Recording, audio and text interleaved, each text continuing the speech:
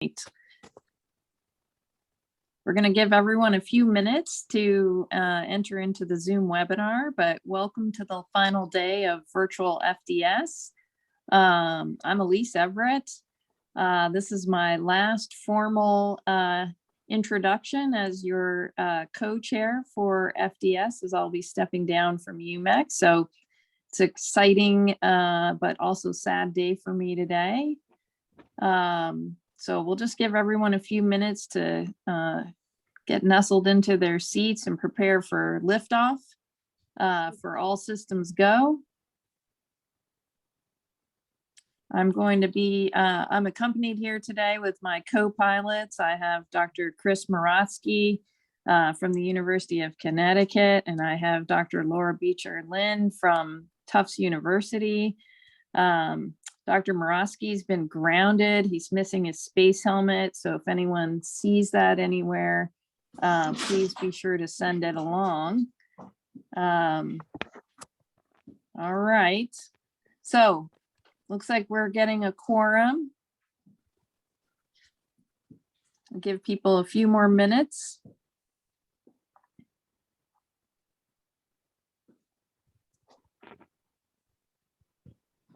All right, so welcome back for the final day of the virtual FDS, All Systems Go. We hope you've enjoyed the programming and had a chance to connect with friends and colleagues through the meeting platform. Don't forget, today is the final day to participate in the challenge to compete for bragging rights and a fabulous prize. I think one of you may be getting Dr. Moratsky's space helmet. So definitely put in extra effort today in the challenges. So I'm going to hand it over to Dr. Moratsky. Hi, everybody. Sorry, I did have to leave the International Space Station for some births back here on planet Earth, and I left my helmet up in space with my co-hosts. So thanks for holding it down up there, everybody, and welcome to everybody back here on Earth to our final FDS Friday. Good to see you all. We hope you've been enjoying, and we'll continue to connect through this platform, right? So this will be continuing. As a reminder, for today, due to the virtual nature of the meeting, we're shortening our bios so that the verbal introductions will only include position and institution. And as I've actually been saying, the whole FDS, we encourage you to read the full presenter bios in the meeting platform to get a sense of each speaker's tremendous experience and expertise. Thank you, Captain Moratsky. So I am now honored to announce our final plenary speaker for APGO FDS 2022. We have Dr. Brian Carmody. Brian Carmody is a pediatric nephrologist at the Children's Hospital of the King's Daughters in Norfolk, Virginia. He's also an associate professor in pediatrics at East Virginia Medical School. Dr. Carmody might be best known, however, for his social media advocacy and his commentary on medical education and the residency match, which he updates regularly on his website, thesheriffofsodium.com. Please join me in welcoming Dr. Brian Carmody to present the match lessons from the first 70 years.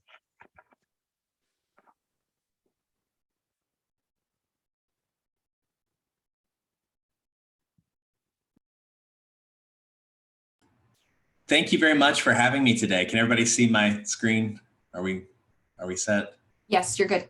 All right, perfect. So yeah, it really is an honor to be here and to get to crash your OB-GYN party. Pediatric nephrologists probably don't get invited to these things too often, so it really is an honor to be here. So yeah, so today I'm going to talk about lessons from the match, because this year is actually the 70th anniversary of the residency match. I mean, all of us almost certainly went through some sort of matching system. There's few physicians now who didn't. It's become a cultural touchstone and a rite of passage for medical practice in the United States. It's kind of hard to imagine how we ever did without it. And the 70th anniversary sort of gives us a nice opportunity to reflect on that system a little bit. And I think that when you do, there are some interesting stories, some of which you may know and some of which maybe aren't as familiar to you, that provide generalizable lessons for those of us who are interested in making systems better or in advocacy broadly. And that's what I hope to focus on today. So I will apologize after 2 years of bobbing and weaving and avoiding COVID-19, it came for me this week. So I'm still a little congested, and but I'm all hopped up on decongestants and ready to go. But you may hear me cough or sniffle a little bit through the presentation. If so, I apologize. And a special shout out also to Pfizer for making COVID-19 sort of a non-issue for me, which is something for which I'm very grateful. So let's start in the beginning. Because, you know, in the beginning, there was chaos and then there was order. Or actually, I probably should say there was order and then there was chaos and then there was order again. Because if you go back to the 1800s, you know, it wasn't very hard to assign residency positions. Most medical students didn't want them, and it's not really hard to understand why. Given the choice between beginning gainful medical practice or literally living inside the hospital for several years with little or no financial compensation, you know, I can understand why most new doctors chose to forego the latter. The only reason you really needed to do a residency is if you wanted to have access to prestigious positions. So if you wanted to be faculty at a medical school or have a position at a big, important city hospital, then doing a residency gave you the inside track. But, you know, if you just wanted to do house calls or poultice wounds or prescribe elixirs or maybe do some minor surgeries on your patient's kitchen table, then an undergraduate medical education was sufficient. And the way that many residency positions were selected actually reflects this. Take, for example, the Cook County Hospital shown here, which in 1880 limited its residency positions to graduates at the Chicago Medical College in Rush. So instead of match day in the spring, they gathered up the senior classes in a big amphitheater and gave them a public oral quiz with the winners getting the residency spots. So two things led to the chaos that in turn led to the match. The first thing was the rise of the hospital, because in the years after the Civil War, the number of hospitals in the United States grew exponentially. From 1900 to 1930, the number of hospital beds more than tripled. And this led to an increasing demand for resident physicians. You know, taking care of hospital patients is more complex than outpatients. They need things at all hours of the day and night.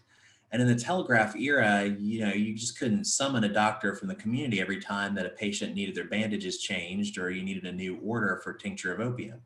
You had to have doctors on the premises. You had to have residents. So the first trend is this need for hospitals to have a resident workforce. And then the second trend was the rapid growth of specialty practice, because again, throughout most of the 1800s, we just had doctors. There was just one kind. And as medical knowledge expanded, it became possible and probably desirable to have physicians that specialized in very narrow areas. That unfortunately led to a gatekeeping problem, because say that you decided you wanted to practice as an ophthalmologist. Well, you could, if you wanted, do a residency. But if that didn't suit you, you could just apprentice with an ophthalmologist until you felt comfortable around the ophthalmoscope. Or you could take a correspondence course on eye diseases, and some of those were as short as 4 to 6 weeks.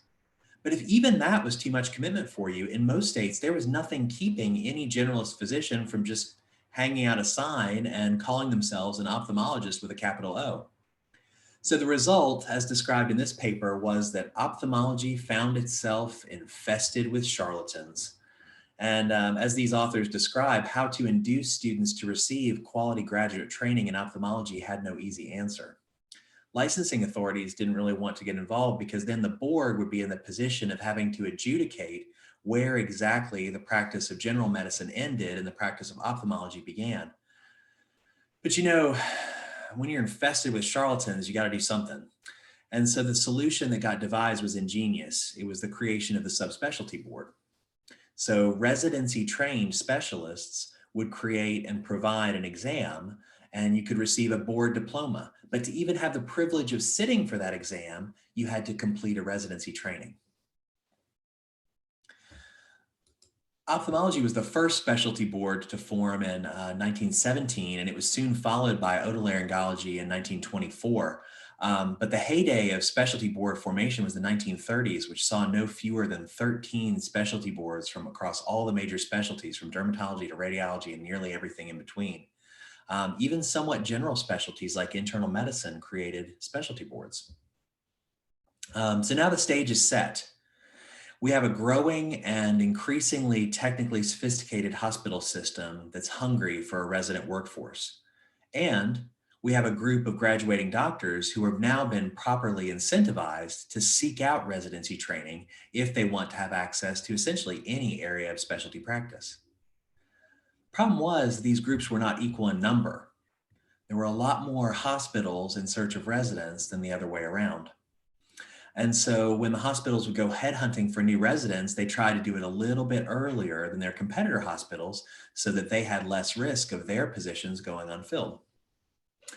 So in the early 1900s, students applied for and were offered internships in the second half of their fourth year medical school, kind of like now.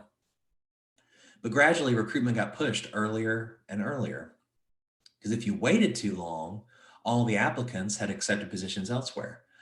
So by the 1940s, many internships were being offered in the first half of the third year, and it was not unusual at all for deans to get inquiries about their second year students. And if you were a student on the receiving end of these offers, it put you in a difficult position. If you got one of these early offers, do you take it, or do you hope that a better one comes along later? So by 1945, the AMC stepped in with an orderly plan to end early recruiting. It's called the Cooperative Plan because for it to work, all the schools had to participate and do the same thing. Essentially, under the Cooperative Plan, every medical school would refuse to verify credentials or release transcripts until some agreed upon date in the fourth year. And that meant that internship programs couldn't verify even that an applicant was a bona fide medical student. And so this Cooperative Plan put an end to those early offers. Unfortunately, it had an unintended consequence because now recruiting could only begin when records were released. And so it turned the selection process into a high pressure free-for-all the very second that records were made available. Stanford professor Al Roth, an economist who is the world's expert on market design and matching markets, describes what came next. Over the next few years, students had to make increasingly prompt decisions. In 1945, offers were to remain open for 10 days. By 1949, a deadline of 12 hours was rejected as too long. Hospitals were finding that if an offer was rejected, after even a brief period of consideration, it was often too late to reach their next most preferred candidate before they'd accepted other offers. Hospitals thus pressured students to reply immediately. Offers conveyed by telegram were often followed by telephone calls requesting an immediate reply. And this, of course, this high-stakes game of musical chairs is what led to the creation of the match. But before we talk about that, I think it's time to highlight the first couple of lessons, which are these. Number one is that change is possible. The pre-match system was a mess. It was a bigger mess then than any of the messes that we're dealing with now in the residency selection process, which are still not insignificant. But it got cleaned up by people who cared about making things better. And there's a secondary lesson here too, if you're interested in affecting change, which is that just having a desire to make things better isn't sufficient. In whatever system you're trying to change, people are going to pursue their own self-interests. And that makes certain unintended consequences highly predictable. The failure of the Cooperative Plan was easily foreseeable if the plan's proponents had considered the incentives of the parties involved. And that's the kind of lesson that I think we should carry forward as we seek to implement change in whatever systems we're trying to change these days. So with those lessons in hand, it's time to move on to chapter 2, the battle for the algorithm. So to bring order to the chaos, Joe Mullen and John Stalnaker from the AMC proposed the use of a matching plan for internship appointment. What they would do is they would use a neutral clearinghouse to collect the preferences of applicants and hospitals and then match them up. It's a brilliant idea in principle, but in practice, the devil's in the details because just how you're going to match up applicants and programs requires a value judgment. Say an applicant has a hospital ranked number 2, but the hospital has them ranked number 1. And a different applicant has the hospital ranked number 1, but that hospital has them ranked number 2. I mean, whose preferences are you going to prioritize, the hospitals or the applicants? You've got to make a value judgment. And so Mullen and Stalnaker decided to prioritize things this way. This is the algorithm that they would use. Basically, you'd collect the preferences of hospitals and students, and then you'd go through and look for pairs that match this 1-1 pairing or 2-1 or 1-2 or so on. Looks good, right? Unfortunately, this algorithm had a fatal flaw. To see the flaw, it helps to work through an example. And so what I've got here is a world where we've got just 3 hospitals there on the left side of the screen: Ivy League Memorial, State U Hospital, and Community General. And then we've got 3 medical students: student A, student B, and student C, and they all have different preferences as indicated below. So in this example, I want you to focus on student A in the right-hand corner, upper right-hand corner of the screen. Student A is a good student. He knows he's a good student. He thinks he's a very competitive applicant for State U Hospital, but you know, he dreams of going to Ivy League Memorial. And lo and behold, he gets an interview from them, and he says, you know, what the heck, you know, YOLO, I'm going to shoot my shot. I'm going to rank Ivy League Memorial #1 and State U #2. And unfortunately, with the Mullen-Stalnaker algorithm, that decision to take a chance on a place where you might not rank, where you might not match, that's about to blow up in his face. So basically, if we work through the matching algorithm with the Mullen-Stalnaker plan, the first step is to look for 1-1 matches, and we find one, Ivy League Memorial and student B. Then we look for 2-1 pairings and 1-2 pairings, and we can match up State U Hospital with student C. But you can see now student A, we have to go all the way down to the 8th round to match him up as a 2-3 pair to Community General. So this is a problematic outcome for 2 reasons.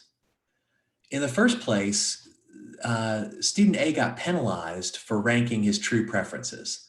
He honestly took a chance on his dream program by ranking Ivy League Memorial #1, and he ended up tumbling down his rank order list.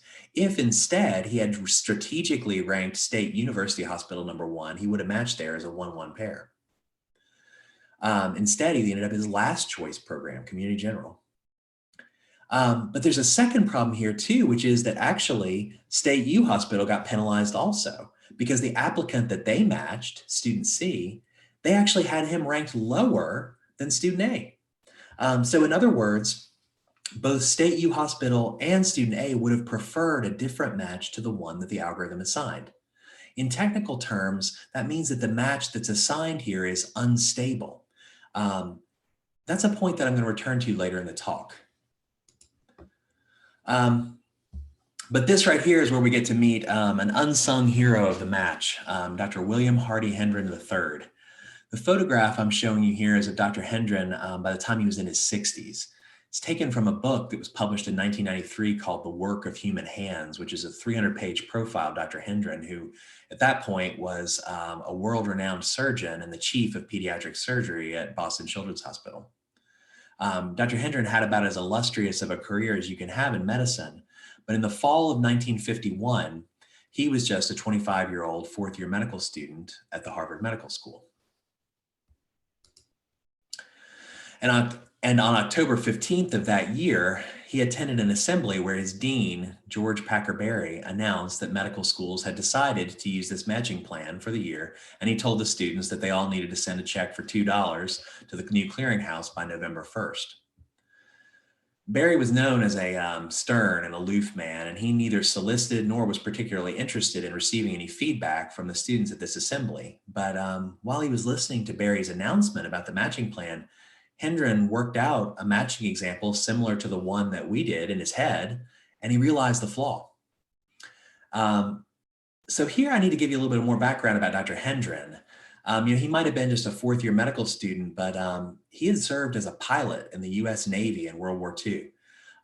He was not a pushover. Throughout his career, he was known to never back down from a cause that he cared about. And so he interrupted his dean and strode up to the blackboard. What happened next is described in Hendren's own account, which was published in the journal Surgery in 2017.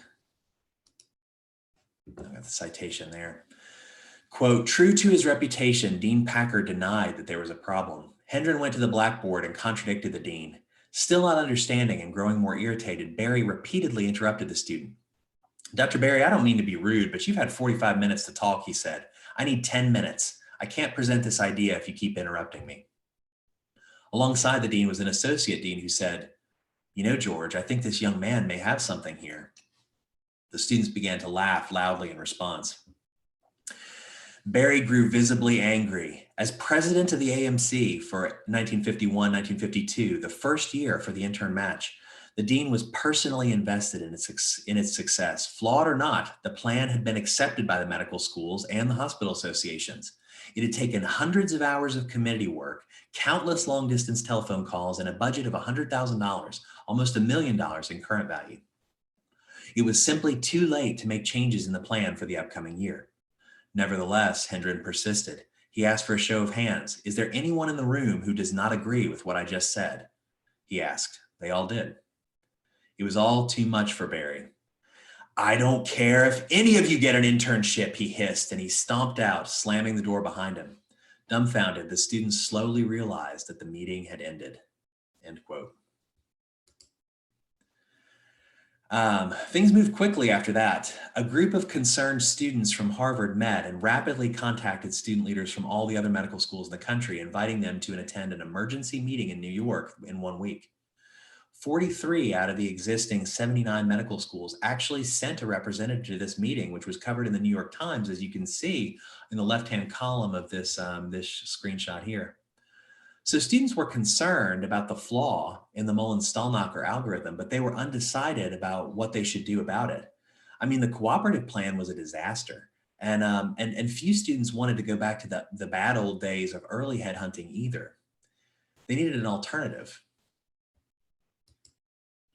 And so Hendren proposed an alternative that became known as the Boston Pool Plan. Today, we call this type of plan a deferred acceptance algorithm because it defers the final match, the final acceptance, until all of the applicants' offers have been considered. So I'm going to work through that same matching example here just to show you how this works. This time, though, I'm going to start the match at the bottom with Community General, and then we'll go to State U and Ivy League Memorial. It actually doesn't matter what order we do, but if I start at the bottom, it'll show you some properties of this algorithm.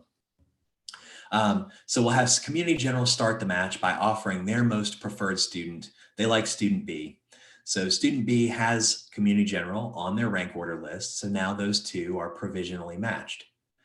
It's a provisional match though, not a final match, because student B has Community General as her last choice. So if she gets an offer from a program that she prefers more, she'll give up the match to Community General, and Community General will have to offer someone else. So now we move on to State U Hospital. They offer a position to student A who accepts. And again, this is a provisional match because student A dreams of going to Ivy League Memorial. And if he gets an offer from them, he'll relinquish the position at State U and accept that offer to his top choice program. Now we go to Ivy League Memorial. They offer student B. Student B accepts that offer and gives up their previous match at Community General. That also makes State U's hospital match with student A a final match because now student A's dream program is filled.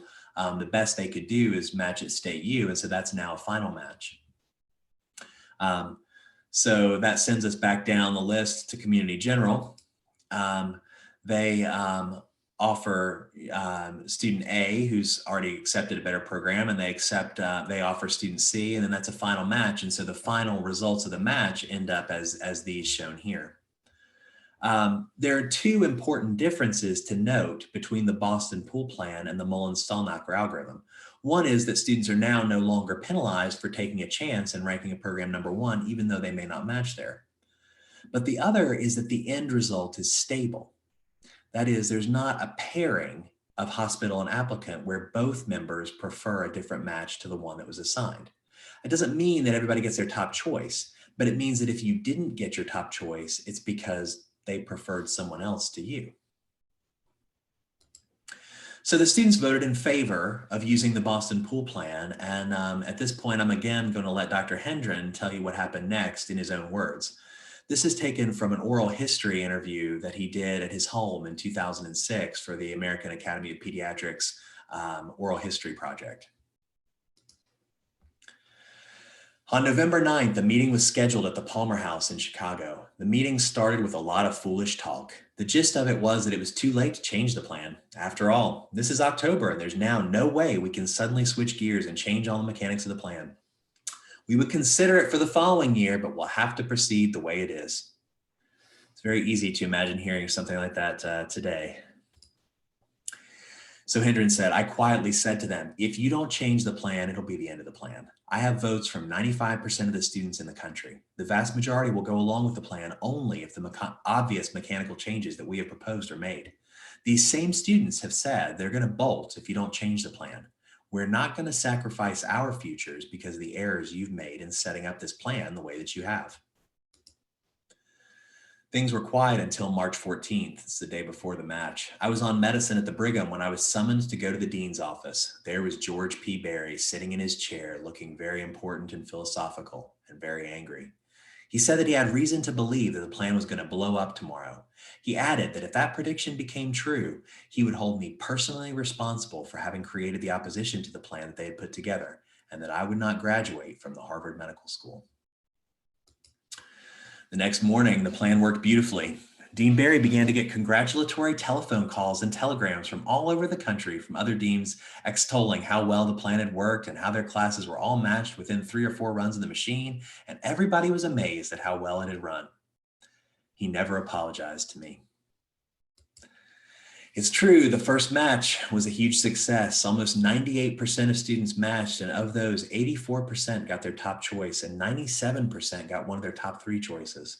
Hospitals did well too, with the vast majority of matched applicants coming from those that the hospital had declared as being their first choice. And thus, the algorithm that Hendren and his fellow students had proposed became the algorithm that was used to match students and programs for the next several decades. That brings us now to some more lessons. The first one is this: leverage is critical. You got to know when you have it, and you got to seek to find it if you think you don't. The medical students were able to derail this bad proposal that was well on its way to being implemented because they had leverage. There were nearly twice as many residency positions as there were potential residents in that first match. The participation of students was essential, and their threat to walk was credible, and it would have been devastating if it were acted upon. And there's a secondary lesson here too, which I think is, whenever possible, don't just say no. Don't just point out the flaw. Identify a better alternative. The students saw a flaw in the Mullen-Stallnacher algorithm, but it was really by proposing the Boston Pool plan that they were able to improve the system. That brings us to chapter 3 on marriages and matching. You may be wondering, marriages. But you see, around the same time as the events that we've discussed, some mathematicians began playing around with a puzzle called the stable marriage problem. The idea was simple. It was, suppose you have a certain number of men and women who want to be married, but they have different preferences among their potential partners.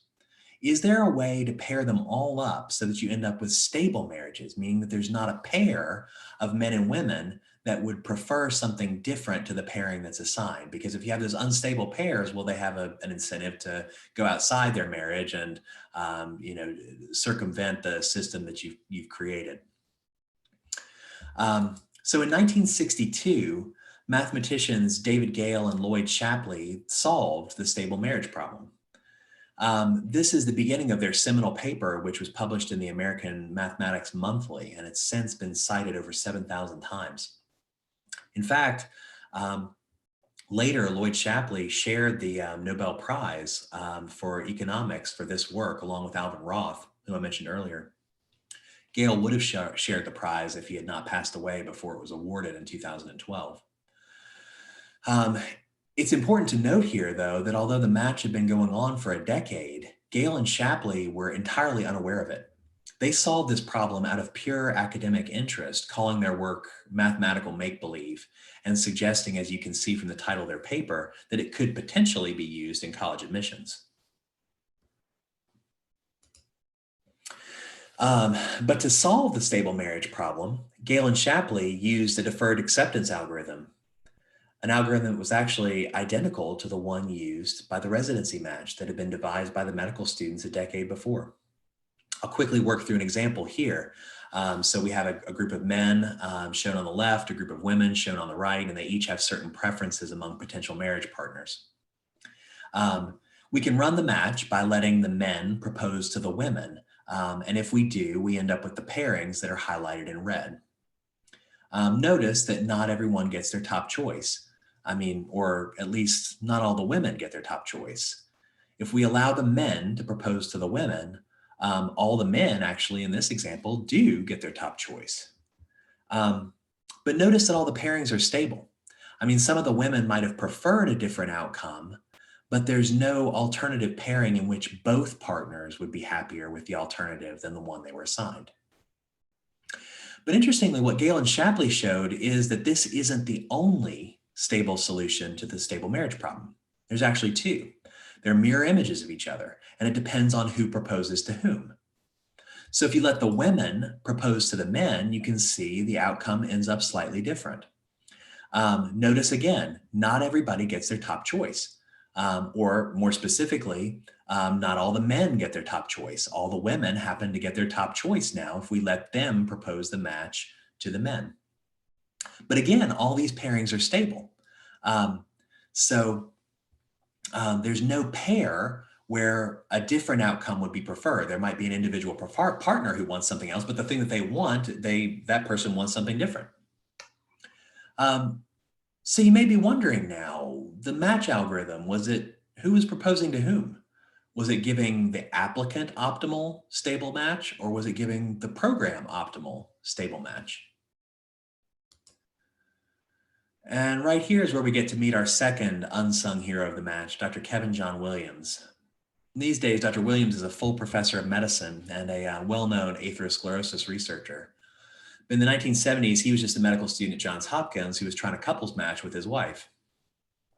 So he picked up a copy of the 1979 NRMP directory, and it had this matching example in it. It's kind of a cumbersome example with hospitals that are named MASH and Tish and Koth, and these applicants that are named by the NATO phonetic alphabet. And I think most students didn't have the patience to sort of work through this type of thing, but Williams did. And when he did, he came to a startling realization. The match was hospital optimal. It was a hospital proposing, and it led to the hospital optimal stable match.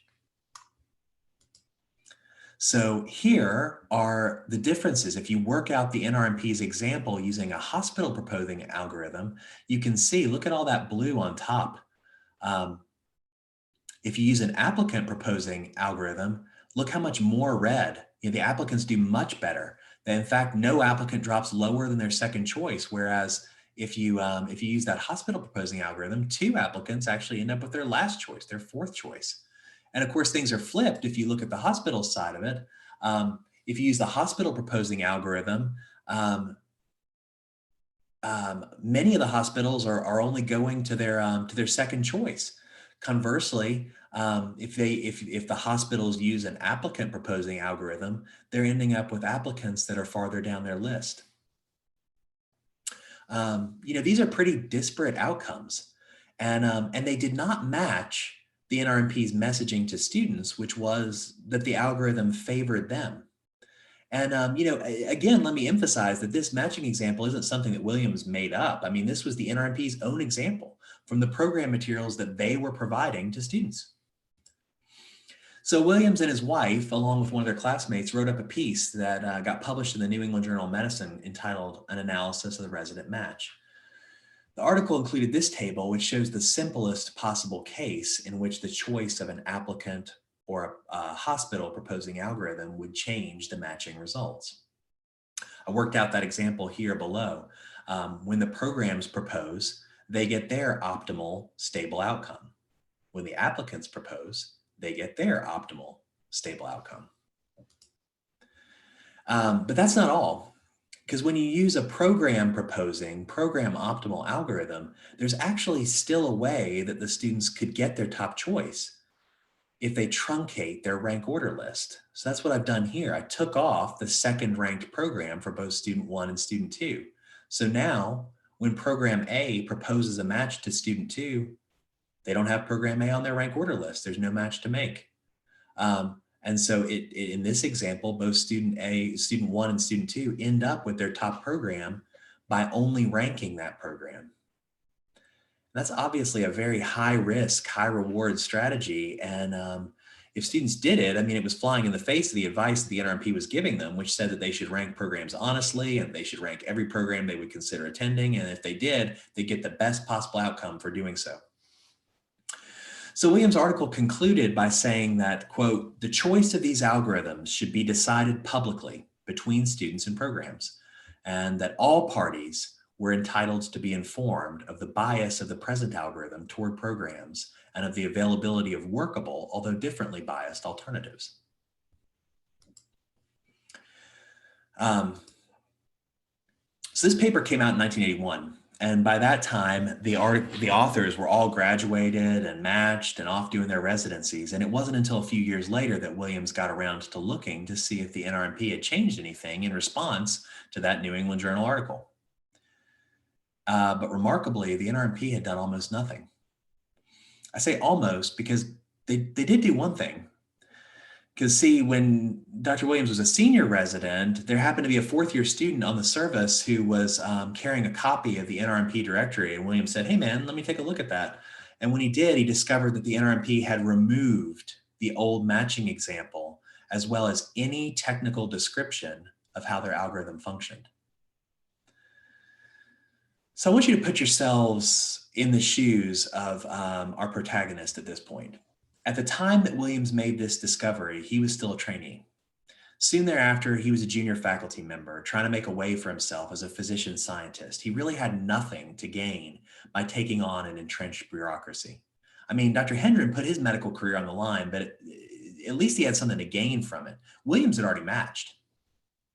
I think if we're being honest, most of us would have walked away from this problem. But Dr. Williams was not like most of us. Instead, he perceived the gravity of the situation. As he put it in this 2019 talk, we were the last people standing who knew the bias in the NRMP algorithm. We couldn't walk away from this problem. So starting in the 1980s, amidst all of his other research and paper writing, every year or so, Williams would write another paper about the matching algorithm and submit it somewhere. The result was always the same: rejection. Often, those rejections came in response to comments that were made by reviewers with direct connections to the NRMP. So this process continued until the mid-1990s when he finally had a breakthrough. He happened to meet the new editor of the journal Academic Medicine, and she made a deal. He'd submit the paper to Academic Medicine, and she would first send it to an independent mathematical reviewer. And if a mathematician said that what he was saying was legit, they would publish the article and allow the NRMP to write a counterpiece. So that's exactly what happened, and it came to pass that in 1995, Williams finally published his second article about the bias in the NRMP algorithm in Academic Medicine. It was a blistering piece. Williams didn't mince words when pointing out that because rank order lists are private and only known by the NRMP, the only group who could analyze whether a change in the matching algorithm would change results was the NRMP. But for decades, they'd refused to do it. This time, though, Williams was determined not to let this issue just get swept under the rug like it had been in 1981. Instead of just hoping that interested parties would stumble upon his paper in the academic literature, he actively engaged medical students and consumer watchdog organizations. Here, for instance, is a full-page advertisement that was run by the American Medical Student Association, or AMSA, pointing out that match day may not be as fair as you thought. It worked. The NRMP was finally inspired to study this issue, and they published their results in JAMA in 1997. What they found was actually quite reassuring. They found the preferences of programs and applicants were actually so closely aligned that whether you use the program proposing or the applicant proposing algorithm, it didn't usually make much of a difference. In fact, fewer than 1 in 1,000 applicants would have actually gotten a different result if you'd used the opposite algorithm. But still, to prevent worry and strategic ranking from students, the NRMP voted to change the algorithm to the student proposing version in 1997, and that's the one that we've used ever since. Some lessons here too. The first is, persistence pays off. Williams had a sincere belief that things needed to change, and he didn't walk away from that issue. He stuck with it. And I think that, it's easy to look at this story now and say, oh, well, he did all this. It was much ado about nothing. I mean, it turns out the algorithm didn't make a difference, but nobody knew that. The only people who could know that couldn't be moved to even study it. He had a sincere belief and he fought for it. And I think that there's a valuable lesson in that for all of us. A second lesson is that you need to engage your allies. You can't just assume that because you pointed out something or because you spoke the words into the air that they're necessarily going to find the ears of the people that you want them to find. You need to find the people that you want to support you, and you need to put your words in their ears directly. That brings us to the fourth and final chapter, the lawsuit.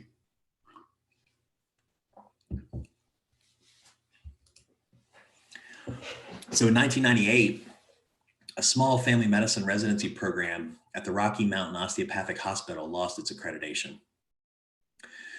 For residents in the program, that was a big deal, but it wasn't the kind of thing that you'd expect to change the course of history, and yet it almost did. Just like a butterfly that flaps its wings and causes a hurricane across the world, this seemingly inconsequential incident set in motion events that would change the history of academic medicine and reach to the highest levels of the US government. Earlier in this talk, we talked about how the match came to be, but this final chapter will tell us how it nearly came to an end. Because you see, some of the residents from that family medicine program, they went to see an attorney named Sherman Merrick. And the stories that the residents told about their working conditions were jarring. They were working long hours for little pay. And because they'd been assigned that residency position in the match, they accepted their contract sight unseen. They didn't have any ability to negotiate their pay or their hours. But since residency positions were also only assigned in the match, they really couldn't change jobs. Merrick had a background in antitrust law, and the more he heard about this and the more he thought about it, the more he thought, this can't be legal. There were just several things about the way that residency worked that just seemed like they could not occur if you had a free market system where residents were negotiating directly with hospitals. I mean, residents, they were working long hours, 36, 48-hour shifts at the time. I mean, in other industries, that is, industries in which workers could choose their employer or move freely between positions, you just didn't see people choose to work that much. Number two, residency salaries were low. At the time, approximately $10 an hour. But residents who engaged in moonlighting outside the residency program, they could often earn the same hourly rate as an attending physician. Resident salaries were stable. Actually, they seemed to increase only at the rate of inflation. If residents were being paid the market rate, why didn't the salary fluctuate with changing market conditions? Resident salaries were standardized, regardless of specialty, even though practicing physicians earn widely differing amounts depending on their specialty. Resident salaries were also standardized regardless of program quality. In other job markets, less desirable employers raise wages to entice workers to come there. But none of that ever seemed to occur in the residency selection market. Taken together, it was hard to imagine how these observations could occur in the absence of collusion and price fixing. And so what Merrick alleged was going on was a multi-pronged conspiracy in which different organizations conspired to keep resident working conditions standardized with long hours and resident salaries relatively low. The first prong of the conspiracy was run by the ACGME, because to practice as a physician, you have to complete a residency, but you can't just open a residency program. I mean, all residency programs have to be accredited by the ACGME. Even the number of positions that a program can offer is subject to the ACGME's approval. There's no alternative system or pathway for a physician to complete their residency training. Next up was the AAMC. At the time, the AAMC collected detailed residency salary and benefit data from all of its member hospitals, and it disseminated those data to its members in an annual report. In some years, those salary surveys actually even highlighted institutions who deviated atypically by paying more than the national averages, which seemed like a deliberate suggestion not to stray too far from the pack. And then the final piece that held this conspiracy together was the match. Although the match was not alleged to be directly involved in price fixing, the existence of a matching market was the piece that made it all work. Participation in the match then, as it is now, was binding. You couldn't hold multiple offers and then use them as leverage in negotiations. In fact, the match ensured there were no negotiations at all. At the time, potential residents weren't even entitled to receive the contract that they would be asked to sign once they matched. You had to go wherever you were placed, and you had to work the hours that they dictated and receive whatever pay they paid. And so on May 7th, 2002, Merrick filed a class action lawsuit on behalf of resident physicians alleging violations of the Sherman Antitrust Act. Here's some original coverage of that lawsuit that appeared in the New York Times. The lawsuit went off like a bombshell in academic medicine, in part because the stakes were so high. If the plaintiffs could show that resident salaries were depressed by just $15,000 a year, that if every resident should have made $15,000 a year more than they were, and you had 25,000 residents a year, well, that would be direct damages of $375 million a year. But the conspiracy wasn't just 1 year long. If by the time you went to trial, you could provide evidence that the conspiracy had lasted for just 8 years, that would result in $3 billion in actual damages. But even that's not it, because in antitrust law, direct damages by law have to be tripled. So if you could show all this, and credible legal scholars felt that you could, it would result in $9 billion of statutory judgment against the defendants in this suit. Obviously, a judgment that size would bankrupt the organizational defendants 100 times over. I mean, at the time, the NRMP had revenue of only $3 million a year. The relatively well-heeled AMC still took in revenues of only $56 million a year. Here's a comment that appeared in a law journal noting that the plaintiffs have a strong chance at prevailing on their claim the NRMP is anti-competitive under Section 1 of the Sherman Act. Overall, defendants' possible justifications for the match appear to be largely policy-based rather than legally grounded. Even if defendants present strong evidence of the efficiencies created by the NRMP, the court will likely find that such efficiencies can exist within a less restrictive structure. And indeed, after the suit was filed, all of the defendants began their initial legal maneuvering to try to extricate themselves from the suit, and it failed. The judge issued a preliminary ruling saying that the case would go on and held almost all of the defendants in the case. But one thing that I haven't mentioned is the organizational defendants were not the only defendants in this suit. The suit also specifically named no fewer than 29 major academic hospitals.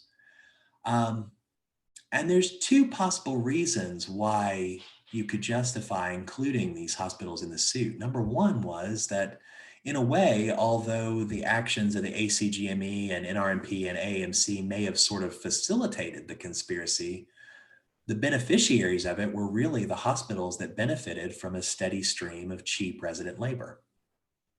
So in one sense, it was justifiable to include these institutions as defendants. Of course, another reason would be that if you came out with a $9 billion judgment, there was no way that anyone could pay that unless you also looped in these deep-pocketed defendants. But deep-pocketed defendants also have powerful friends. And after the initial court rulings went in favor of the plaintiffs, the defendants began to see a different way out of this problem. The NRMP actually pursued its own approach, which is sort of interesting to look back upon. What I've got here is a screenshot from an old website called savethematch.org. The NRMP perceived that the match was popular, that people liked the match. And so they began a public relations campaign in support of the match, which is sort of an unusual thing to do when you're in court being alleged to be running this conspiracy. But they perceived correctly, I believe, that people liked the match and wanted it to continue. And so they tried to, in the court of public opinion, drum up support for the fact that the match was good. Not necessarily that it was legal, but that it was a good thing to have. Meanwhile, the other defendants pursued a different strategy. This is a quote from another article in the New York Times from August of 2003. The article was entitled, "Medical Establishment Turns to Powerful Allies to Thwart Residents' Lawsuit." The nation's medical establishment has grown increasingly anxious about an antitrust suit contending that residents are forced to participate in a system that ensures they work long hours and receive low pay. Medical schools and teaching hospitals, the principal defendants, are so worried that in recent weeks they have asked their allies in the Senate to enact legislation that would derail the suit, inoculating them from damages that might otherwise run into the hundreds of millions of dollars. The New York Times article also included this quote, which I highlight just for comic relief. It's from the president of the AMC, who noted that it was precisely because the plaintiff's suit had no merit that they were going this route. Because, you know, that's what you do when you face a frivolous lawsuit, is you don't fight it in court. You call upon your powerful friends in Congress to change the law to make something that was once illegal now legal. But they had powerful friends in Congress who were very interested in maintaining the current system. In particular, they found a receptive audience with Senators Ted Kennedy and Hillary Clinton, who, hailing from Massachusetts and New York, were representing districts that included a number of the named hospital defendants in this suit. And soon it became an open secret that Senators Clinton and Kennedy were planning to introduce legislation that would give an explicit antitrust exemption to the match process. And so it came to pass one day in Congress that they were discussing the Pension Funding Equity Act of 2004, a typically dreary piece of legislation that focused on what interest rate should be used to calculate certain pension plan funding requirements. It's the kind of action of government that doesn't attract a lot of attention, and justifiably so, but at the same time it's necessary. And at the time this bill came up for discussion, it needed to be passed, because if Congress did not pass this bill, then people were going to be left not knowing what they were supposed to use, what interest rate should be used to calculate pension plan funding equity. And so after debate of this bill, there was inserted an additional provision, Section 207, which had the explicit intent of confirming the antitrust status of graduate medical resident matching programs.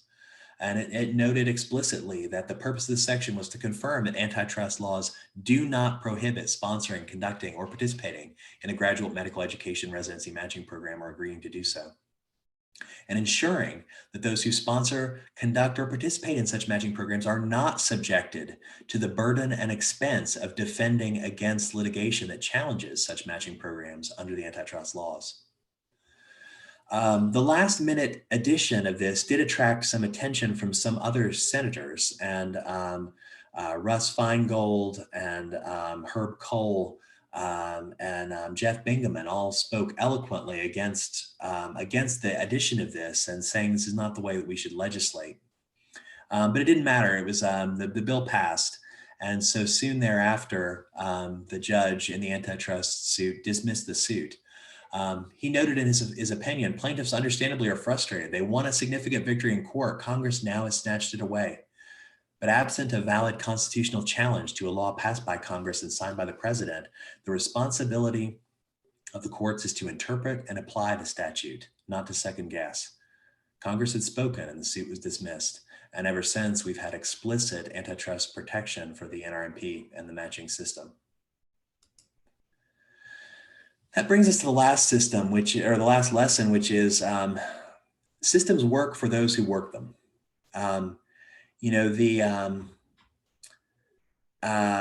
The courts interpret the law and Congress makes the law. And in one sense, it was completely justified to ask Congress to change the law. I mean, that's how the system works. And that's how the system was worked by those who felt threatened by this lawsuit.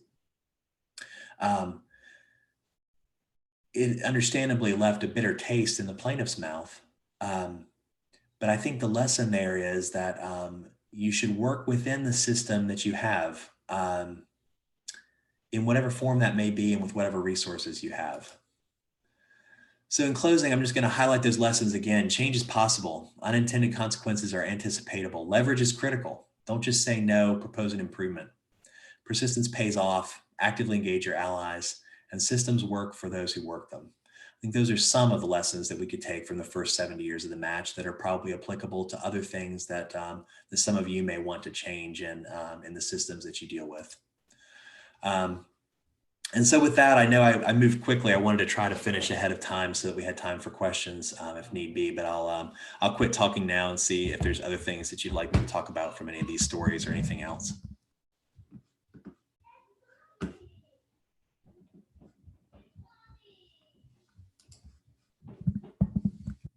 Okay, I'm hoping I can be seen.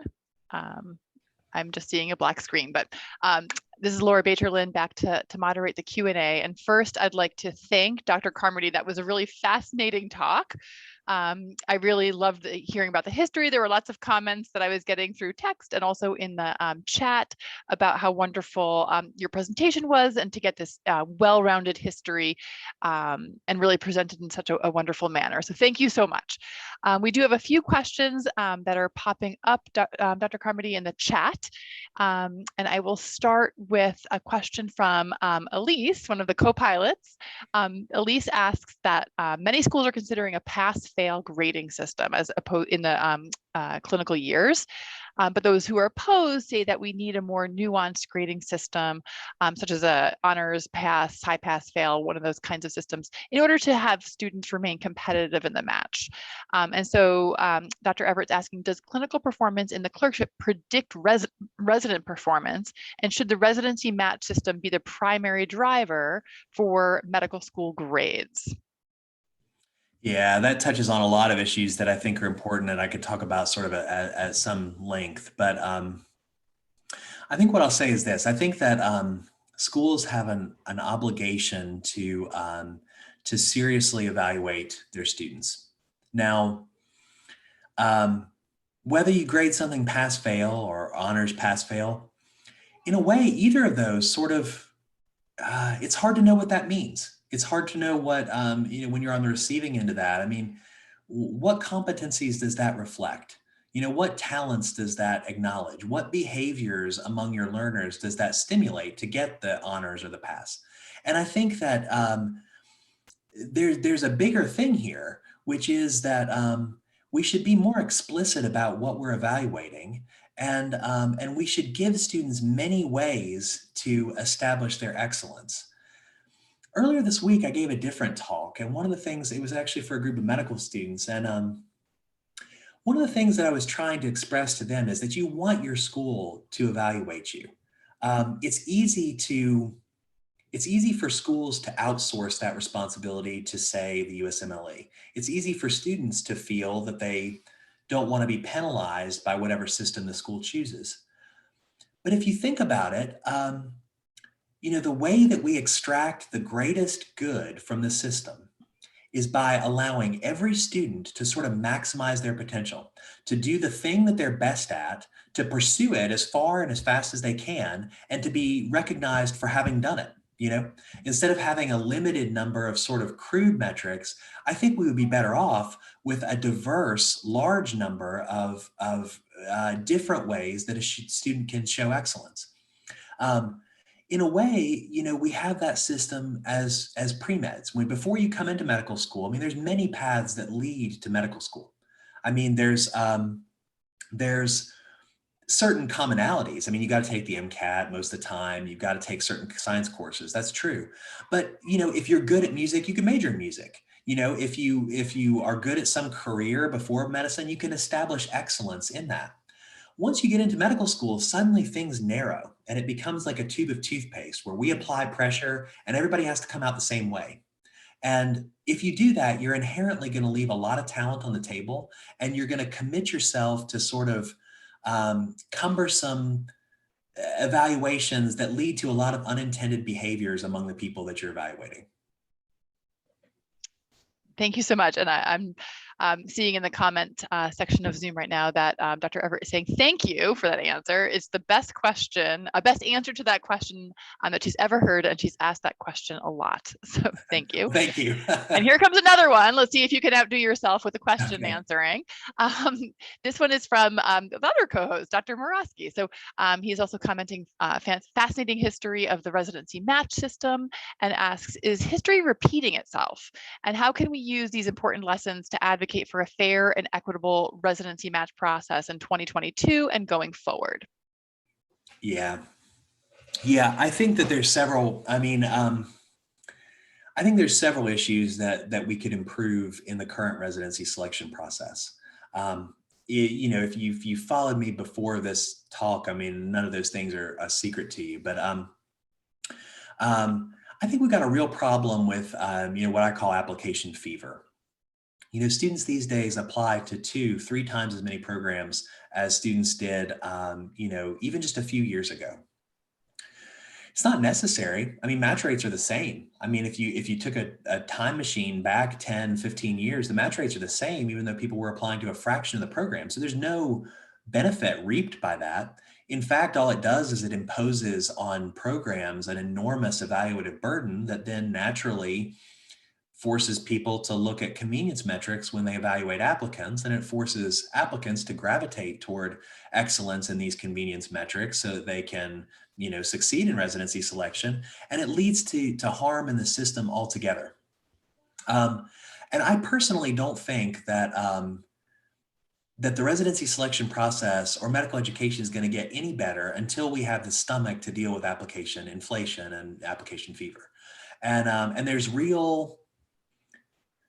some real and some straw men arguing against that, and some self-interested arguments. But in my opinion, that's the biggest problem that we should use these lessons to tackle, you know, in the current residency selection process. Thank you. And a related question to that is coming in from Dr. Claire, sorry.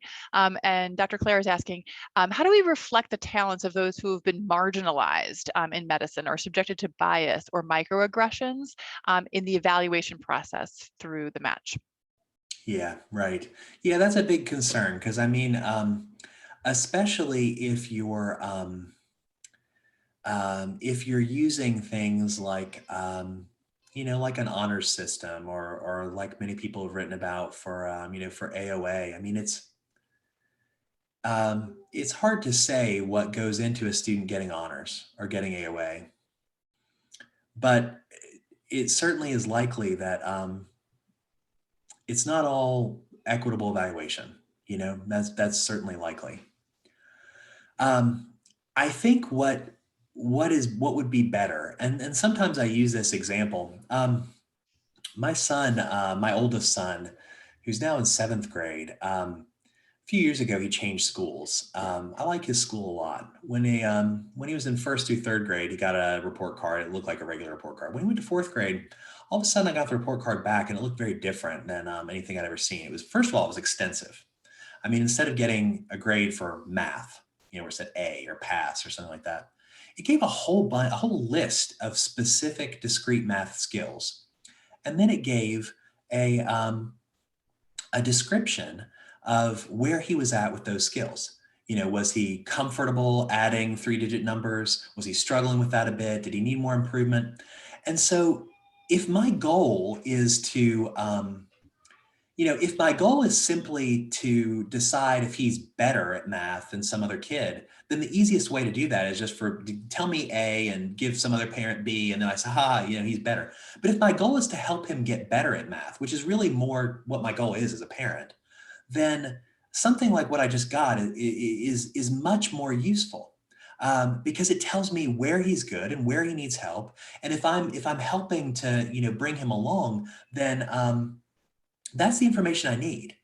And at the same time, when you specifically identify those competencies, that removes a lot of bias in it. You know, I mean, not all, but a lot of the bias goes, you know, is mitigated by the fact that you're specifically saying what someone needs to do, and then evaluating, you know, sort of where they're at with that. And I really think that's how we need to evaluate our medical students. Because, you know, like others have talked about, I mean, when you go to residency, it's not, you know, we turn that into much, you know, a big artificial, you know, hard stop transition, when in reality, it's a continuum of education.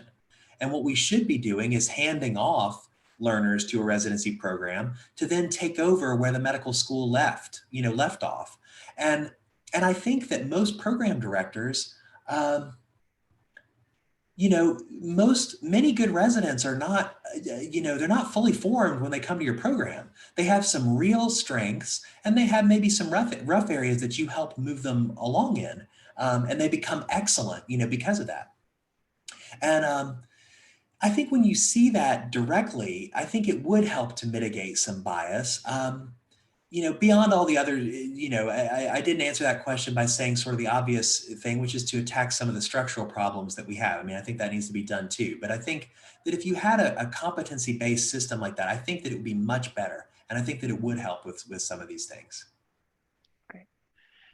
And we're at time. I do have one quick question. I'm hoping for maybe just a quick answer, if possible. This is from Dr. Maya Hamoud, who works hard in a lot of the same space you are, Dr. Carmody. And she asks, first of all, she thanks you, and she says it feels like we're at a breaking point again with what's happening in the residency application and match. She would love to hear any predictions you have about the next few years in this space. Yeah, quick answers are not my forte, but I agree with that. I think that many things about the system are not sustainable. And you can deal with them now, you can deal with them later. It just depends sort of how strained you want things to get. But you know, if you do nothing to mitigate application fever, I really think what's going to happen is that the match will unravel. I mean, the match can't really be destroyed by anything at this point other than sort of a refusal to deal with some of these issues, because if your program is overwhelmed in applications, it becomes increasingly tempting to say that you're going to go outside the match. And if a program chose to do that in a way where they did it with some articulation of making things better and some integrity, not just going away with their tail tucked between their legs and, you know, secretly recruiting international medical graduates on, you know, back channels, but to say, I'm holding up a flag, I'm leaving the match because this system has gone awry. You know, it's too expensive, it's too stressful, it's not benefiting programs, it's not benefiting our profession, it's not benefiting our applicants, and I'm leading the charge. We're going to start, apply to us, you know, we're going to do it different, you know. I think that that would be, at least in the short term, very appealing to many other programs and would upturn the match. And to be honest, I don't hope for that to happen. I think what would be better is for us to curtail application fever and to do some sensible things, and impose some limits on our behavior and improve the way that we do medical education and honor our profession. But yeah, I could easily see big changes coming, you know, for that very reason. Thank you again for this fascinating presentation and wonderful and insightful Q&A. We are going to wrap up. Take a break, grab a snack. We're going to reconvene at 1:15 to start the wonderful workshops that your colleagues have put together for you. So please join again through the Whova app at 1:15 and partake in the workshops. There'll be 2 back-to-back, and then we finish up and have a wonderful weekend and stay safe for anyone in the path of this storm. And we look forward to seeing you next year, FDS 2023. Have a good afternoon.